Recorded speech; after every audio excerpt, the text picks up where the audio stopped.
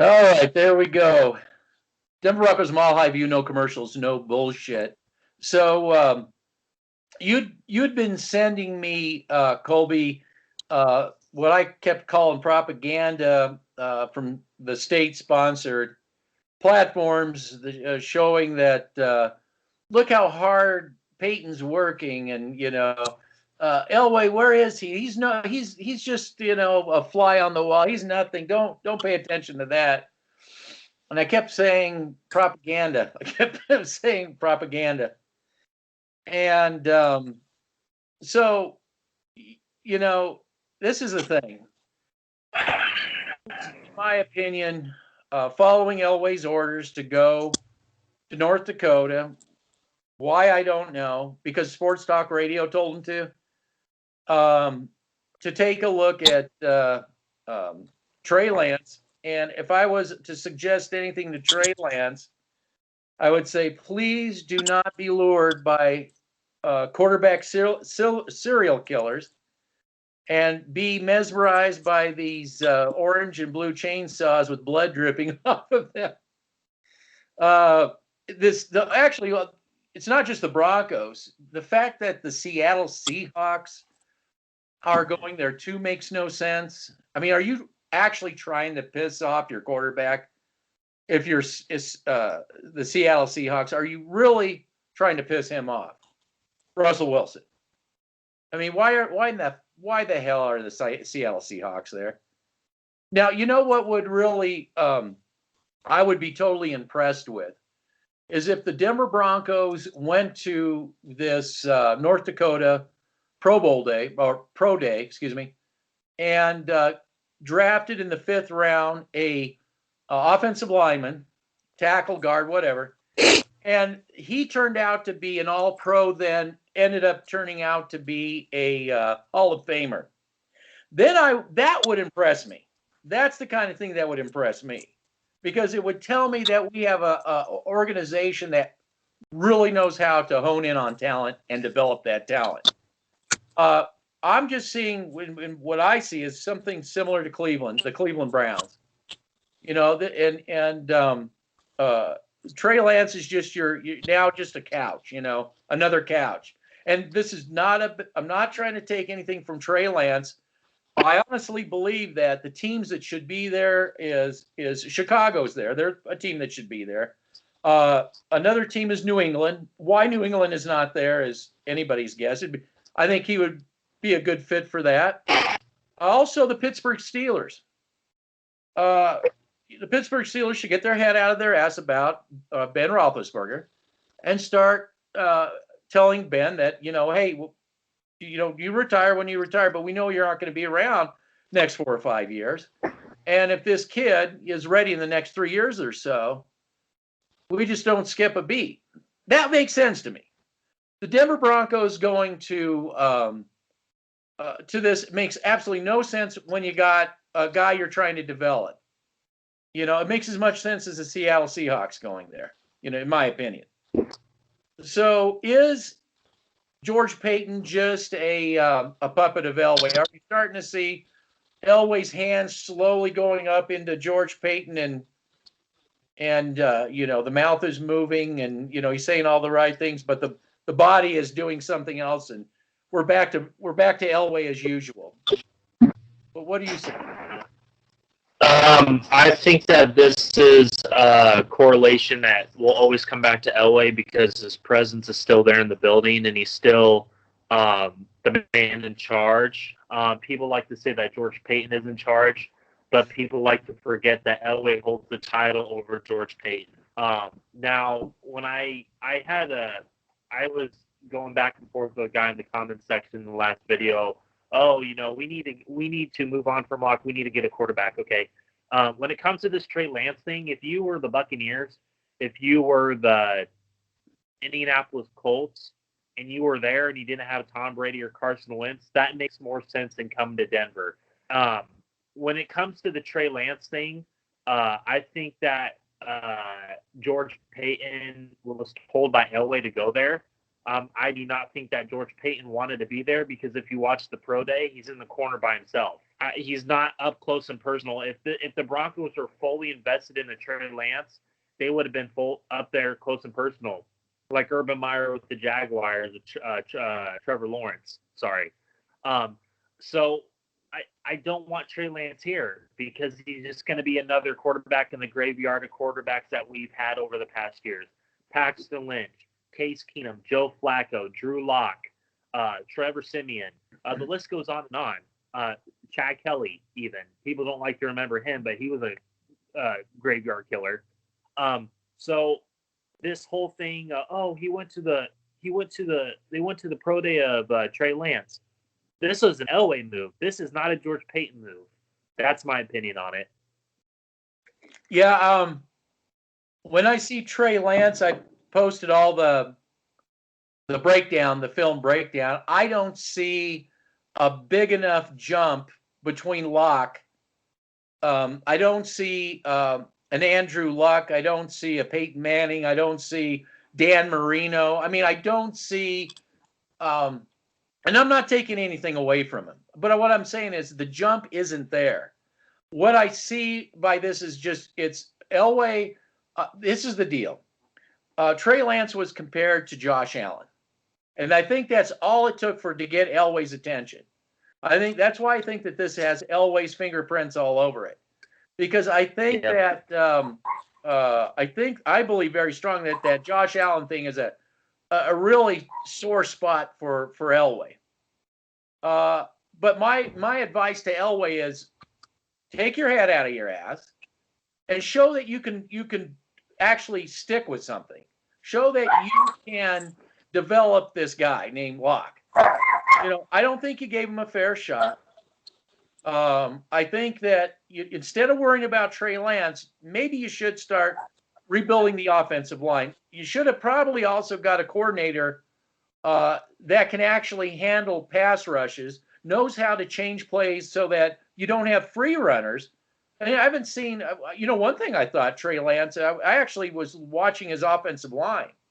I spent my time actually watching the offensive line of his team more than I did him. And his offensive line is pretty good. When you compare it to the Denver Broncos, I never saw a free runner. There was a guy that came in free but got chipped. Which again, just that little bit helps. It was on the tape.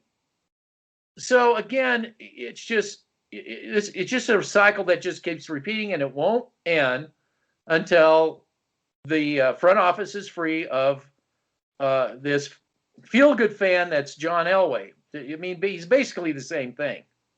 Now, I believe what all this has done is created a bubble culture of cancer. Like you said, the guy arguing about doing the same thing over, like wants to be the Cleveland Browns, okay? There's this other thing about Casey and Bouye. That was such a great move because it didn't cost anything. And I'm like, wait a minute. Don't tell me it didn't cost anything. It cost a bad record. It cost, you spent the roster spot on non-impact players for the entire season, where we could have put players that were impactful in that place. It did cost you. It depends on your definition of cost. Again, my daughter last night, she asked me, let's watch Kitchen Nightmares. Kitchen Nightmares is the restaurant owner is oblivious. Gordon Ramsay comes in and says, "Hey, your pasta's overcooked. Your meat's undercooked. Your dish tastes like crap." And they're just like, "What do you mean? What do you mean?" It's the same analogy. Matter of fact, that shows more about psychology than it is really about restaurants. And that's what the deal is. What we have is we have sports talk radio. We have the online platforms all echoing Dove Valley, just repeating it. We're at 11. We're at 5-11 for a reason. There's a reason we're there.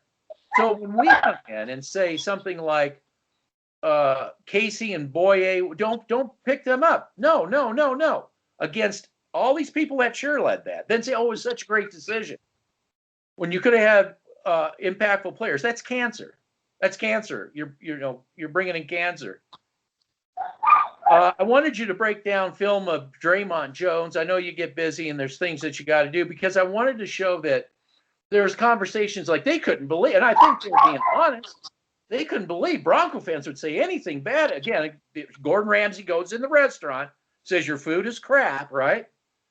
I can't believe any Bronco fan would say that our meal here, Draymond Jones, is not up to snuff. So I brought video of Simmons. How dare I? How dare I show who he is? I just got done posting video of Jackson miffing on a tackle on Connor. He's a Steeler running back. James Conner. Sorry. Yeah, James Conner, and Jackson misses. Because they said, well, wasn't Williams the guy that missed on Diggs? I said, yeah, but you know what? That made him a better player. You know why? Because Williams is held accountable for that in spades. But when Jackson and Simmons constantly miss tackles, constantly are not in position to help the cornerback out, they get a pass. They get a pass every time. So it's that culture. Okay? The culture is don't say anything, turn a blind eye, and blame everything on the quarterback. Okay? When there's so much more wrong with this team. So, we are trying to be GM centric, like a real GM, not a puppet, not Advanced Joseph, Elway, hand up the back, moving the, talking, and don't pay attention to Elway. It's not me. See, it's Vance Joseph. So this is, it's frustrating in that regard that there's a minority of people, although they keep finding us and our numbers are growing.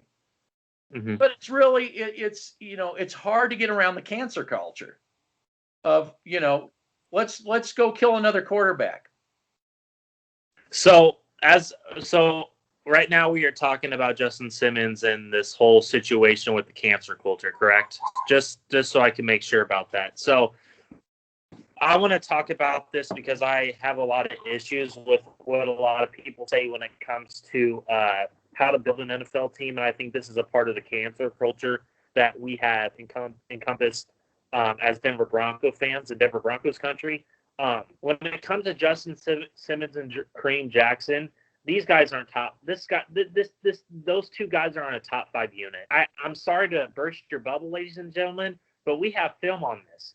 It's the angles. It's the recognition on plays, certain play packages. When I see Patrick Mahomes and I see Ben Roethlisberger and all these guys attacking the side of the field, you guys want to bring up how Steve Atwater and Troy Polamalu and Ed Reed weren't as good as Justin Simmons. Yet every time I watched games like that back in the early 2000s, they weren't thrown to the field of those guys. I mean they transformed their defenses. Do you see Justin Simmons and Kareem Jackson transforming the Denver Broncos defense, which has been declining since 2015, since Malik Jackson and Danny Trevathan left? I want to segue into that. I want to segue into building the team from the ground up. That's why I want Sheldon Rankins. That's why I want Solomon Thomas. We have our run stuffers in the Williams guy, Purcell. Those are Walker. We have that. We need pass rushers on this defensive unit.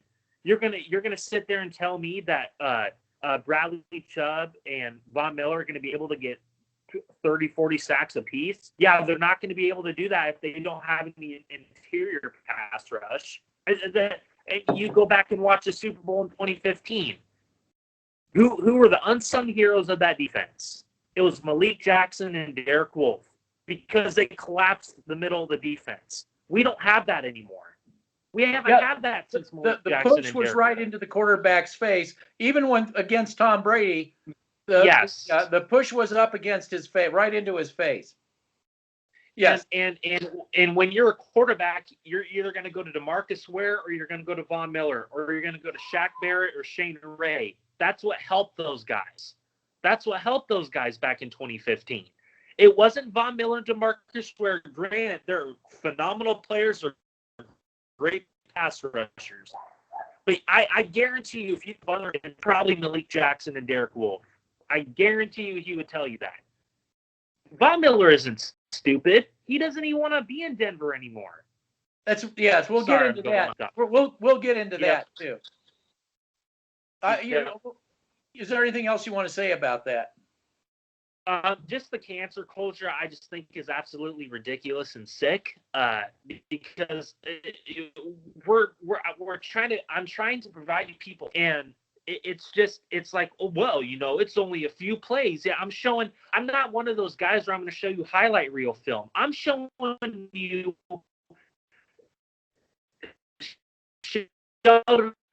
rankings, for example. And Solomon Thomas against different lines. Each and every week he's dominating the cup. Okay. What? You think Draymond Jones is? You think every NFL offensive is fear? I've been watching the tape of this guy, and I haven't sent it to you. I will probably tonight, where he can't get any push up the middle against good offensive lines, but against the bad offensive lines, oh yeah, he's good. Are you talking about Draymond Jones? Yes, Draymond Jones. Yeah, you're breaking up. So what about film? You said you were watching film on Sheldon Rankins, for instance, these guys, and they're impact players. They're powerful. They're impact players. Draymond Jones isn't an impact player. He's good against the bad offensive lines, but so everybody wants to be 9-7 and go to the playoffs. Yet when you face competition against those certain offensive lines, where's Draymond Jones? Well, where was he during the Jets? Harris too. Where was Draymond Jones when the Broncos played the Jets? That was an embarrassing game from a defensive line, and I bet that's what got Casey fired. Was that performance against the Jets offensive line? It was horrible. Where was Shelby Harris? Yes, we can point him out too. I mean, I love it. I'm not saying Shelby Harris is a bad player. Okay, when he knocks the ball, that's an impact play. But that's all people want is a guy that can knock down the football. We need to get people that can push the pocket in the quarterback's face. Now I want to talk about again this cancer call, this 5-11, 9-7 cancer culture. I want to talk about this cheerleading and like we got to go keep non-impact players. Von Miller is an impact player, but our belief is that Von Miller has had enough and he wants out. Yes. Yeah. And again, I posted a video just as kind of funny about the Broncos making a Cleveland Brown move for Tim Couch. And I'm sure that just went right over everybody's head. Completely went over all the feel-good fans' heads. The feel-good fans can't understand that why Von Miller would want out. So we're not expecting Von Miller. But this is the thing. Will the Broncos do what they can to keep Philip Lindsay, also an impact player? Nope. So we're okay. So what we're doing as an organization is we will go do what we can to keep Simmons, what I would call a serviceable free safety. But our impact players, all of them leave. Whether it's Malik Jackson, no matter who it is, okay, they all eventually leave. So yes, they signed Von Miller. That was, they got one, but they're about ready. That was all Von Miller. What's that? So they're about ready to lose him. Yeah. So we've already pretty much counted him as a loss. Can I just make a point on top of your point, which I think was your point is dead on. But everybody's saying that we need to keep our homegrown talent. Then why are you letting Philip Lindsay go? Then why are you letting Von Miller go? Then why are you letting Danny Trevathan go, Malik Jackson go? Why are you letting all these good players, but for Justin Simmons, we got to pay the truck for Justin Simmons. You guys burned that bridge when you let Malik Jackson and Danny Trevathan go. Well, we didn't have the money to do that. Yet before the AFC Championship game, you paid Derek Wolfe. I mean, that doesn't make any sense to me. Well, my school of thought is keep the impact players. Thank you. And keep the impact players. But we want to keep our homegrown players. Then why are you not keeping Philip Lindsay? Oh, we're just going to tender him. You're disrespecting Philip Lindsay by doing that. And, yeah, we could talk about Lindsay and Gordon here if you want to today, but I don't want to go off topic.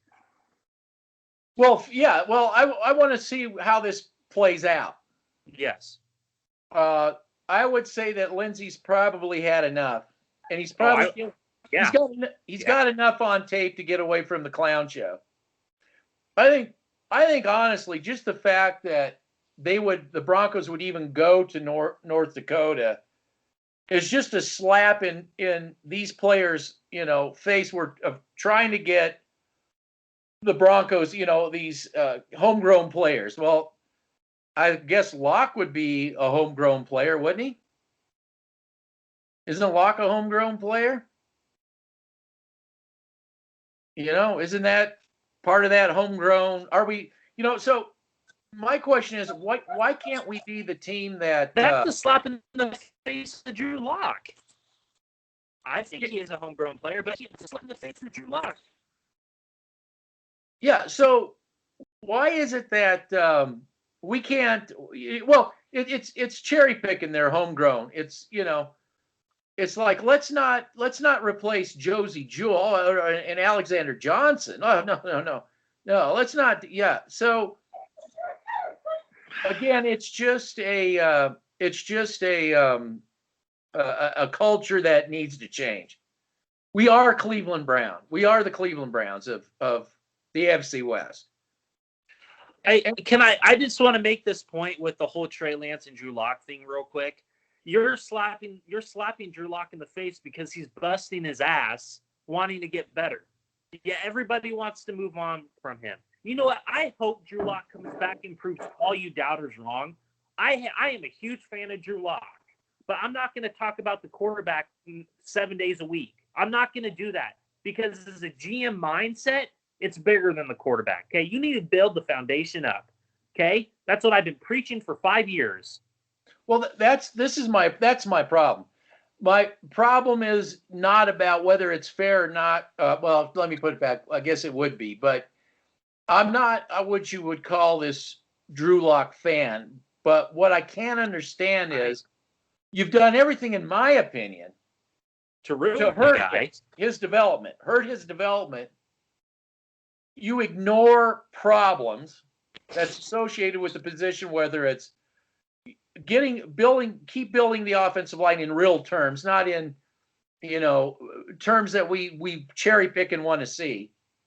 We get a play caller in that can't figure out how to do things on the fly. So we have pass pro breakdowns all the time. And we actually had our offensive line coach actually come in and save our OC's ass on play calling. So, we have a culture that doesn't want to talk about everything around what are we doing around the quarterback? That's nothing. What nobody wants to talk about. So now, why can't we be, and I'm going to go into scouting here. I wanted to talk about scouting and scouting with or without the ball and chain of Elway. So, okay, how can a scouting department get their job done if they're worried that getting their chain of free agents, their chain of the draft depends on this quarterback thing? To me, that undermines the whole scouting. We're trying to build the foundation around a quarterback, even on the defensive side of the ball. If you go out and you're entertaining getting Trey Lance because your ego, you missed out on Josh Allen. Now in my opinion, you're undermining your own scouting to what you're trying to accomplish. Because that pick could go in a chain of events, a chain of picks in a much better direction. You can get a Rashawn Slater. You can get a Micah Parsons. You can get the Collins guy that you've been highly praised for. Like that's your guy, Collins. Mine is Parsons. You can upgrade other positions here from a scouting perspective. I don't want a quarterback. Please, ladies and gentlemen. Oh, well, I don't want to go off topic, but as the scouting department, yes, you are undermining your own scouting department if you're going to go get Trey Lance in the draft. You go get Trey Lance, you're set back another 5-10 years. You're back. You know what? This all ultimately correlates to we don't have an owner that holds anybody accountable in that organization. No. We don't have any owner that holds the scouting department accountable, the coaches accountable, the marketing accountable, the cap space analysis people accountable. We have nobody that holds people accountable, even players. Especially Elway. Yes. We don't have anybody that. Yes. So that's why I say if a owner comes in, I'm sure Elway will hightail it out of there.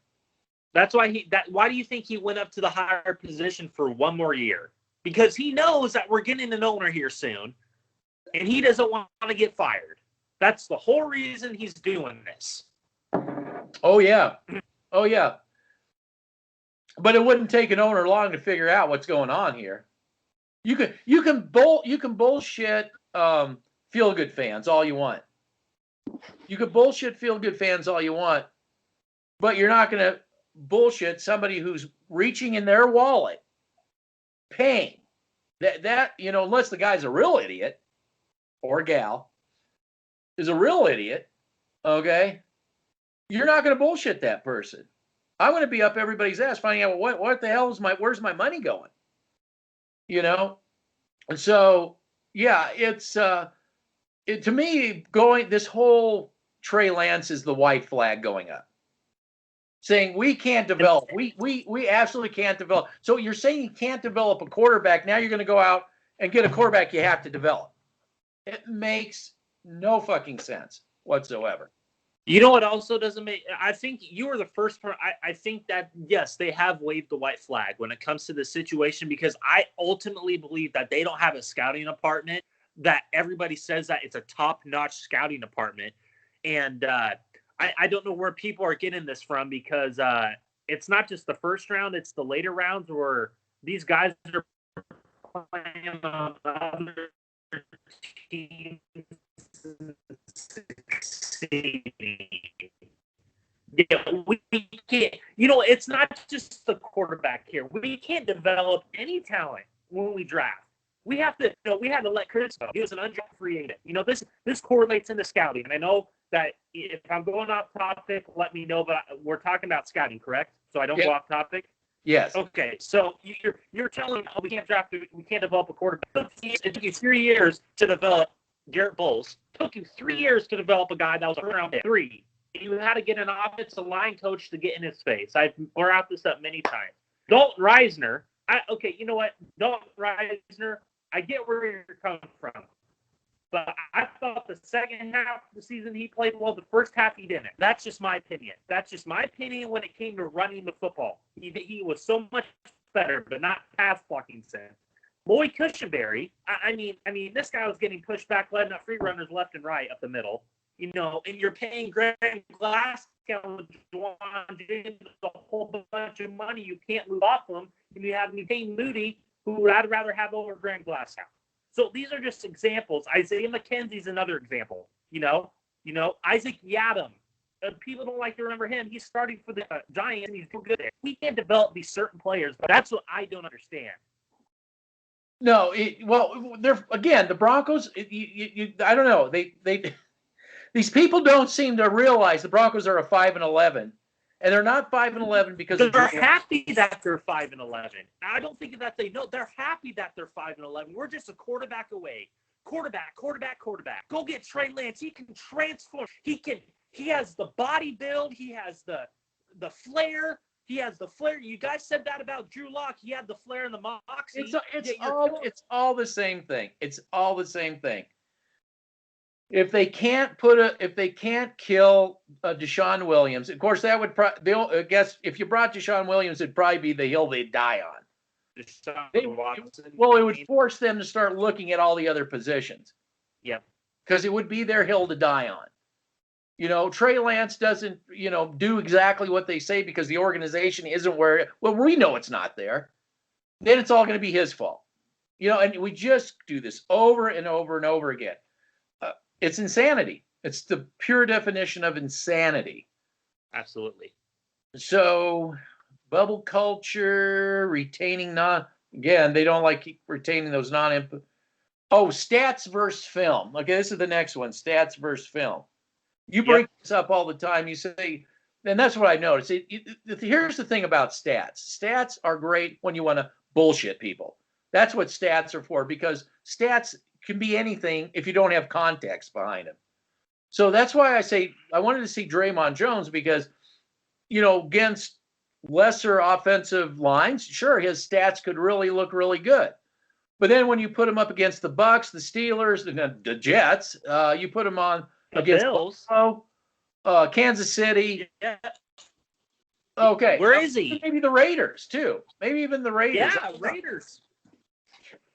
I'm going to say, what you see on film, it gives you context. You could show him playing against Miami and looking great. But then when you put him up against, let's say, the Steelers or Tampa Bay, it's a huge drop-off. That's the difference between stats and film. Stats is just something you can bullshit people with. Look at pro football weekly. Pro football focus. Yeah, look at these are the numbers. Here's the number. I give you these numbers. So when they see Simmons totally out of position, and we've seen this over and over and over again. Oh, no, don't show that, because it goes. I think that. Sorry, go ahead. Finish. No, go ahead. You're coming in good, so come in.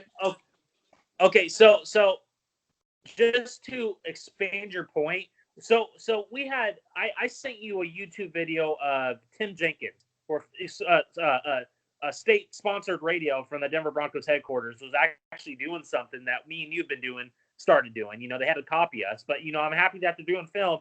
But you have Tim Jenkins, who I don't think he's bullshitting you, yet there are some things he wasn't showing the free runners, but there are some things out there that he was showing that, hey, Drew Lock got better towards the end of the season. Nobody likes to talk about. I'm bringing up the quarterback. His footwork was getting better. His ball placement was getting better. Him looking off the safety. He wasn't doing that from week 1 to 10. How it took that long? Well, you can go ask Pat Shurmur and Mike Shula. But that being said, Team Jenkins is showing you on film that, hey, this guy's getting better. You have to give him at least one more year. In the same system, in the same this is the difference between film and stats. Okay, you can have Drew Lock against the Players. You brought up a month or two ago with why you were so upset that we beat the Panthers. Why you still upset? This is relating to film, and we go against Buffalo, and he doesn't have the best showing because of the competition factor. We're so good against those bottom feeder teams like Carolina, like Miami, all these bottom feeder teams. But Miami's getting better. But I'm just saying, like, when it comes to film will always supplant stats because, like you said, stat people are bullshitting you. They're con artists. And when it comes to film, you can clearly see the different aspects when it comes to let me just name off Solomon Thomas, the hand placement, the get off. But why do stats people don't like to bring that up? Because they know that their stats can't compare to film. That's just the reality of the situation. I don't think you're going to be happy with the connection you have. I was getting bits and pieces of it, but I essentially got it. My deal with Drew Lock isn't even so much giving him a second chance. Well, you should. My deal with Lock is we need to really focus on the team. We need to focus on we need better performance out of the offensive line. We need better play calling from the offensive coordinator. We need so much more that needs to be worked on beyond just the quarterback. So when we say we're giving him a chance, it's a bigger picture. Okay, receivers, as much as you think that if you listen to sports talk radio, feel good fans, you'd think that the Denver Broncos had like the top. They have the NFL's top receivers. You have Cortland They Sutton. don't. They got Cortland Sutton, who's going to be coming off of a ACL. That's got to be rehabbed during the season. They're going to probably lose Patrick. Okay. Fant, absolute great receiver. Problem is blocking. Okay, pass blocking. Okay, then you got Hamilton. You know, in or out. It's in or out. And then you have who was third round? Cleveland. What's that? Tyree Cleveland. You have Tyree Cleveland, well, yeah, who drops one ball. Yeah, he catches 6, drops 1, and you never see him again. They yanked him out. Unless, you know, Tyree Cleveland is going to supplant Patrick. But who's the other guy with begins with an H? Who's the other? Hamler. Hamler. Yeah, Hamler. Who was a nice surprise. Not so much as a dropsy doodle as I thought he would be. Although I was kind of curious to see how he would return be a return guy. They never even entertained that thought. So, you know, the Broncos receiving is okay, probably above average, but I wouldn't put them in some sort of I wouldn't put them into super duper or the greatest show on turf kind of stuff going on. You know, Edelman and stuff like. Yeah, I wouldn't quite go that far with it. So that's what everybody points to. Like that's going to be the savior. So the bottom line is that. Again, from the defensive point of view, inside out, that's got to get addressed because they're not helping their quarterback out defensively. The defense has to get better. Less lengthy drives. They need to start ending drives, give Drew Lock more time. And again, we need to be serious about the offensive line and not be like the restaurant owner who said there's no problem with my food when everybody's there like returning it, saying, yeah, there is a problem. So, I just want to expand on that point with the offense and defensive line. When it comes to the offensive line, this isn't the best offensive line in the division. It's not. It's not. Think our offensive line's the best. Yes. John Clayton John Clayton went to 104.3 to the Fan and said that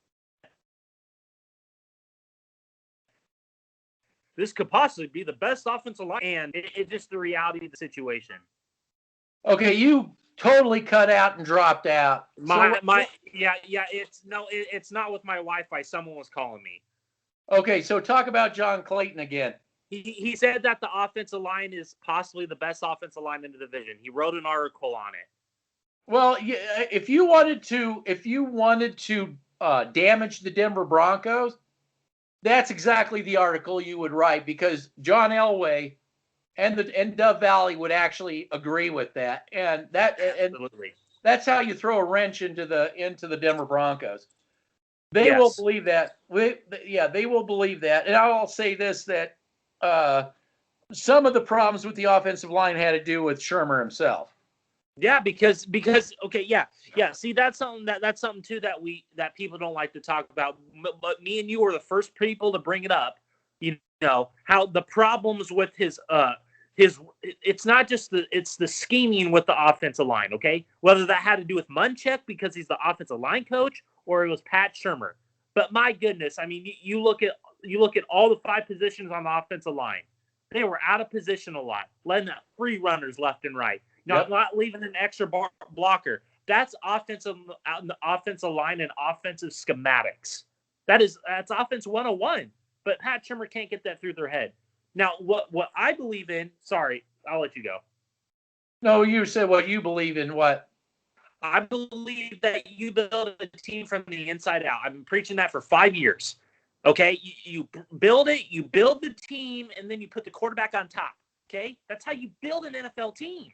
But people, quarterback, Tom Brady, they had Jameis Winston. People don't like to bring that up. They're building the team around Jameis, got rid of Jameis, and then bam, put Tom Brady, just like what the Patriots did with Bledsoe back in the day.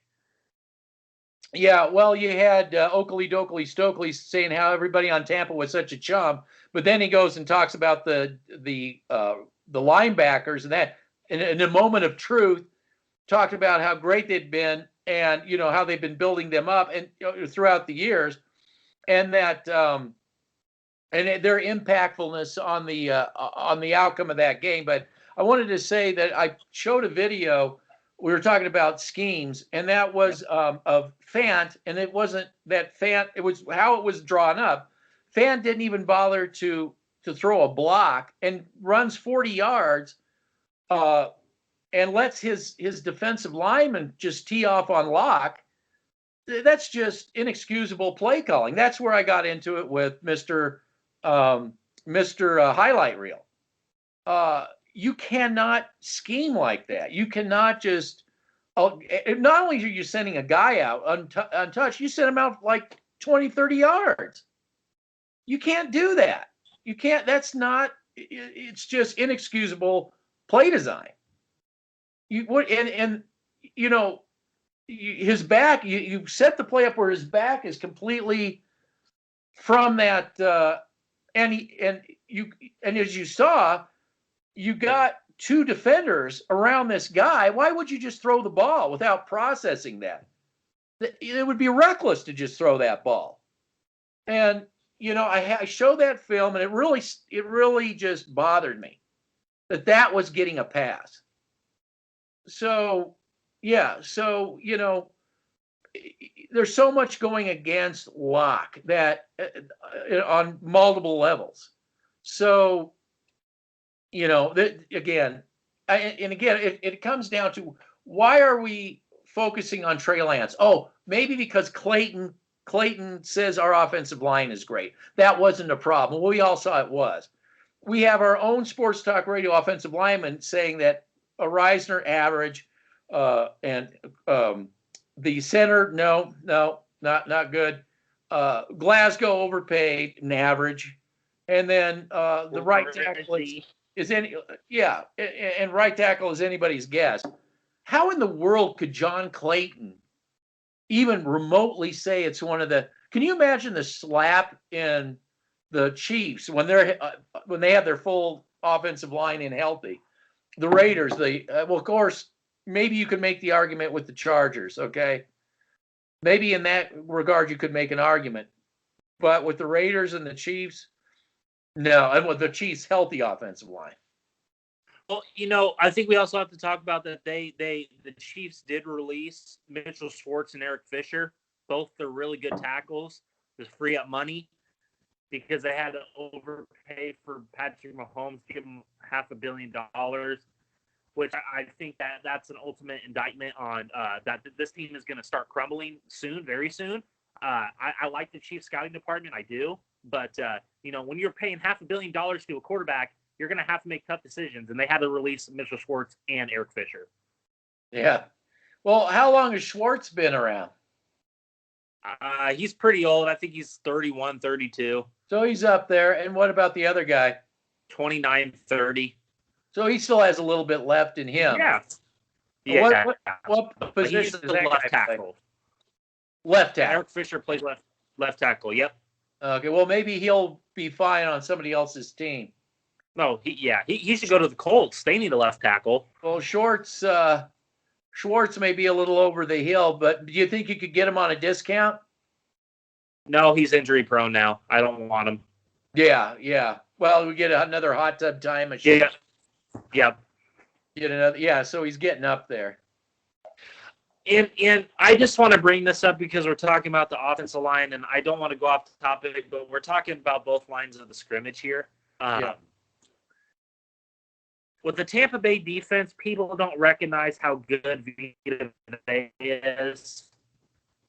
I told everybody that was some hero. You can go back and watch the video of Tails of the Lines or Two Tails of the Lines. And I literally said that Vita Vea will be the unsung hero. Oh, yes.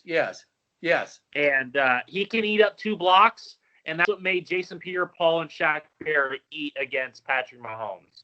That is the reality of the situation. When you have a dominant player like that, I mean, it's going to make your whole other defense so much better. If you have a great defensive line, this has to keep the lead. He said it. Those guys made it easier for us. You're the first person to bring it up. Well, I just reminded everybody what Talib had said about the front seven and how much that made them. And that's really what brought in the comment when he said they got rid of the dogs. And can I say this? Why does Justin Simmons and Kareem Jackson get a pass when they miss tackles and they don't know how to tackle, and our defensive line and our offensive line gets a pass? Why do they get a pass? But when we bring up film analysis, there's nobody in free agency that could be better than Draymond Jones and Shelby Harris. There's nobody. Well, that's sports talk radio. They're out there. But that's sports talk radio. And we're going to, if they don't address it, we're going to see this all over again. Ineffective defensive line against upper echelon teams. And it's going to be very difficult for the quarterback, no matter who it is, because you're going to see long drives. You're going to see you're going to see the offense not getting the opportunity to be out on the field. So, the offense will have less time out on the field, and Fangio's, working with what he's got, and they'll get rid of him, and the defense will really go down the tubes. This is a foregone conclusion of basically the beginning of the end, I guess. And free agency is next this coming week, so we're going to see what this team is all about. I'm sorry. They better go after Solomon Thomas and Sheldon Rankins. Those are my two top guys in free agency right now. Free agency starts this coming Wednesday. So we're going to see what happens. I don't know if they're going to overpay for guys like that, but I certainly hope that they get a linebacker and a defensive lineman, because those are two needs that they need. Oh, corner. We need a corner. We need a corner. Who in linebacking do you see in free agency that would be good? Eric Wilson from the Vikings. Oh, 25 years old. That could be a possibility. Jayon Brown, a guy that I've been wanting. I like him a lot, but you're going to have to overpay for him, so probably we won't get him. But Eric Wilson's my guy right now. And Anthony Walker Jr. from the Colts. Okay, Anthony Walker from the Colts. Now, what corners? Yeah. I like we're going to switch over to corner. Everybody wants corner in the draft. Well, let's talk about corner in free agency. I like the Charger guy, The Michael Davis? Yeah, talk about Michael Davis and why, explain why that's different than a slot corner. So I hope Mr. Freeze doesn't freeze right here. I don't want to I'll tell you where it does. If you freeze, I will tell you where to pick it up. Okay. So just to be short and simple, Michael Thomas, he sticks with his man. He doesn't let people past him. He's a speedy, tall corner. His technique is great. He can jump the pass when they're throwing the ball. He's just one of your prototypical. He's like your Prince Amukamara in the Vic Fangio defense. And what about Davis? Michael Davis is your Prince Amukamara.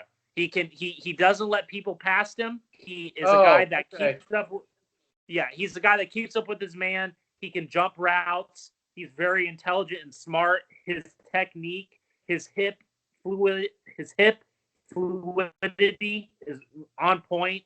And one more guy I want is Chidobe Awuzie he's from Colorado. He's 26 and he's young. And I think a guy like that, you add those two guys, they're not going to ask for much. They want to go out and get Patrick Peterson and William Jackson and all these guys. Mike Hilton is a guy I'm looking at too. I love Mike Hilton. I love Mike Hilton a lot. If you want to get off of Bryce Callahan with the injury prone, you go after Mike Hilton. He's your slot corner. He can replace Bryce Callahan, and he's younger. So we do have corners too. Remember, there's nobody in free agency. Yeah, nobody in free agency. Yeah, and that's another thing. There are people in free agency. That way, see what it is. It just gives them an excuse. Their laziness. It's lazy. It's again, it's the cancer culture, the 5-11 cancer culture. Yeah.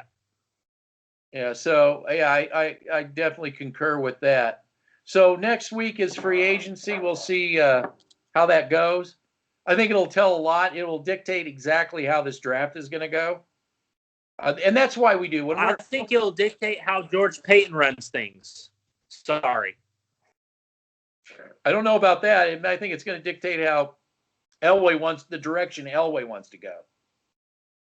Could be, yes. Especially if they end up drafting Trey Lance. Oh man. Come here where we got chainsaws and we got holes in the ground we can put your body parts in, and we got a tombstone with your name on it. So we'll tombstone pile drive you like the WWF days. Yeah, well, we got a tombstone for you. So, but let's not even worry about the rest of the team. Let's set everything else back because of that pick. Yeah, they all the other ones get a pass. Their top flight positions at their unit. That's why we're 5-11 because they're top. They're the top of the shelf. That would explain why we're 5-11. Can I say this, and I want to get your opinion on this, and I don't want to skip ahead to the draft, but you sit back and you see him take, even they could trade up to get him. What would you do in your mind, in your thinking when it comes to football and GM's point of view? What will you be thinking if they draft the Trey Lance? Because I think that this is a conversation that needs to be said before anybody else talks about it. What will your mindset be if they trade up or draft Trey Lance?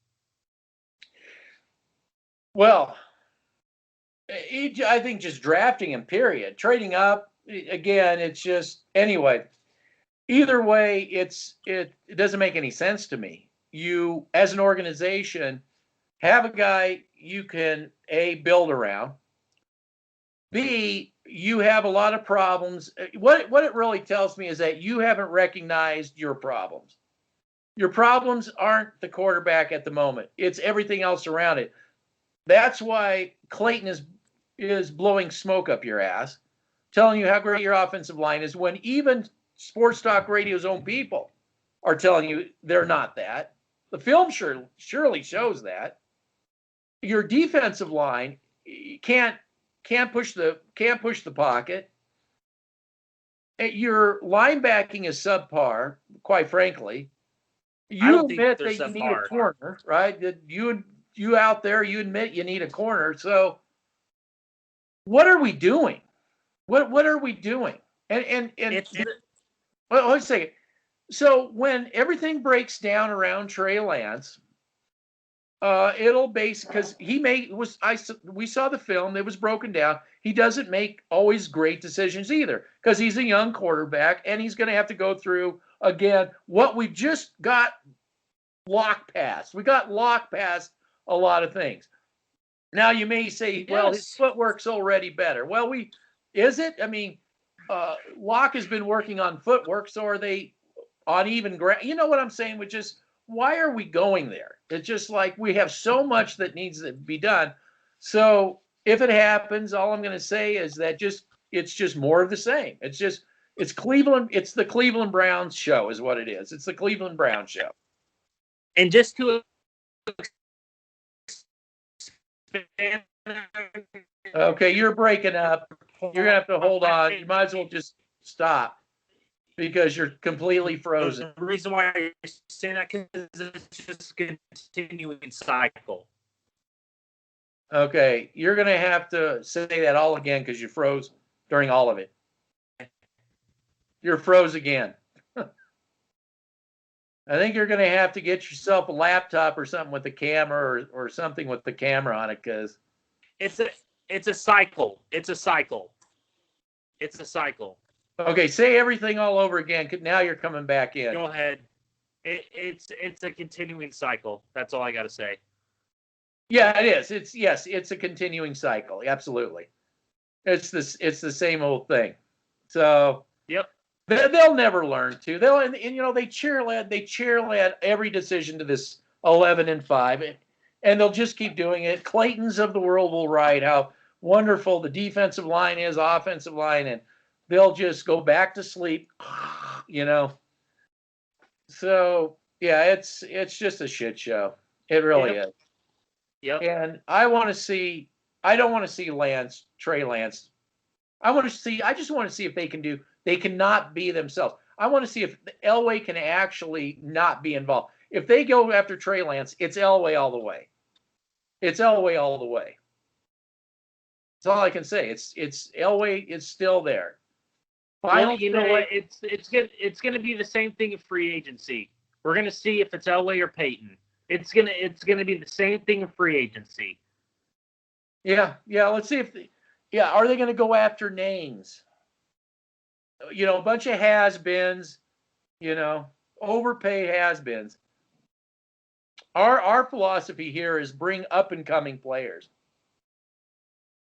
And I thought the players that you wanted to get, Marcus Williams and the Sheldon Rankin, Hooker, yeah, up-and-coming players.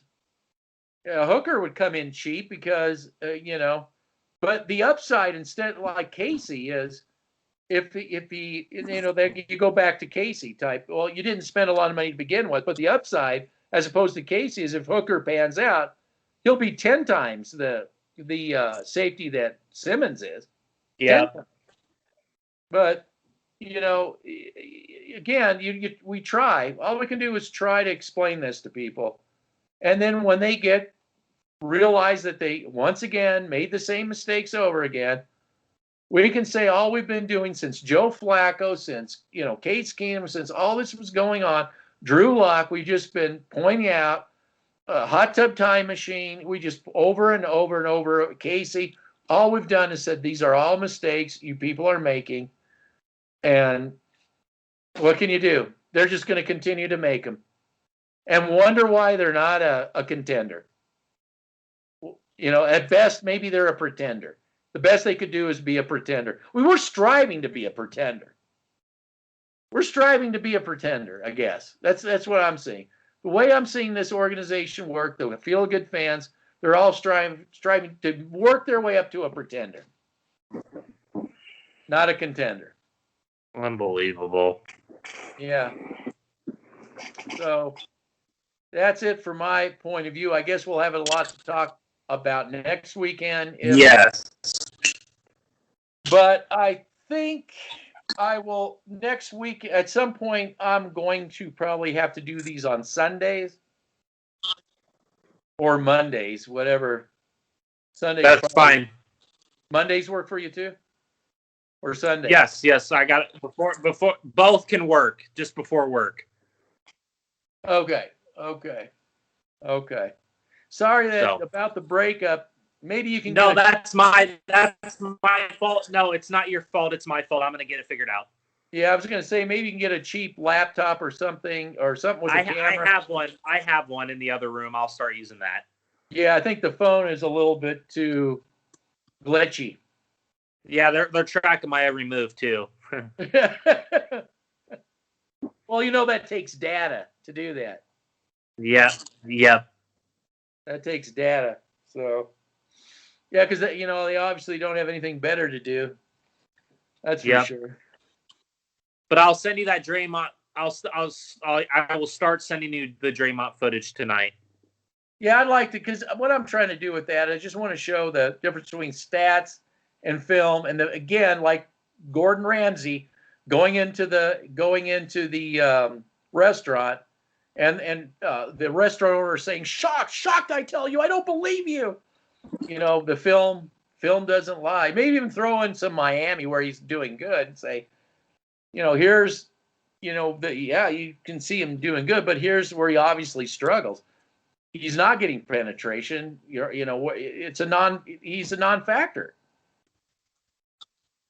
So, yeah, if you could do that, that'd be great. Because I'll do their head on those kind of things. And when they see the film, it's like, whoa, whoa, whoa, whoa, whoa. Another excuse. Yeah, all what 90 views? Yeah, yeah. Well, I didn't think that the Cleveland Brown one would get a lot because it's just so over their pay grade. Oh, the Solomon Thomas one did. What Solomon? Yes, exactly. Yeah, it's all that because there is nobody, right? There's no because they all said so in here. Everybody said so in here. They didn't look outside of here. As long as they all, and Clayton even like a needle with an injection just injected some garbage into this. Well, if John Clayton said it, then don't even look at the film. John Clayton said it.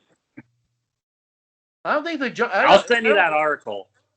Well, you know what? When I hear about that, that's like they must not like the Broncos very much because he knows exactly what he's doing, feeding in garbage to John Elway, stroke his ego, and it'll just be we won't address the offensive line now.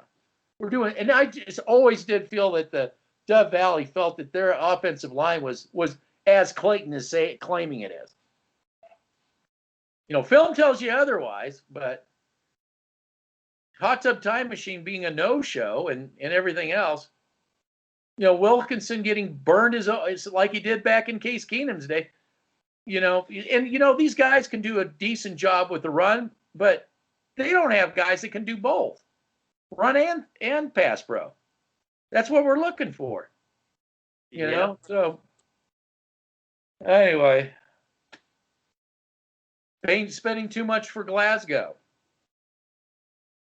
Did Clayton explain that? Did he explain Glasgow at all? I'll send you the article.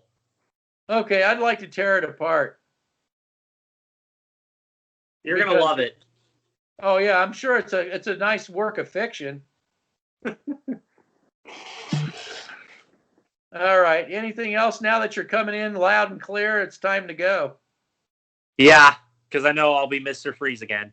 Oh yeah. It's you'll have to work on that. I will. All right. Yeah. Take care. All right. Take care. Yeah. Bye.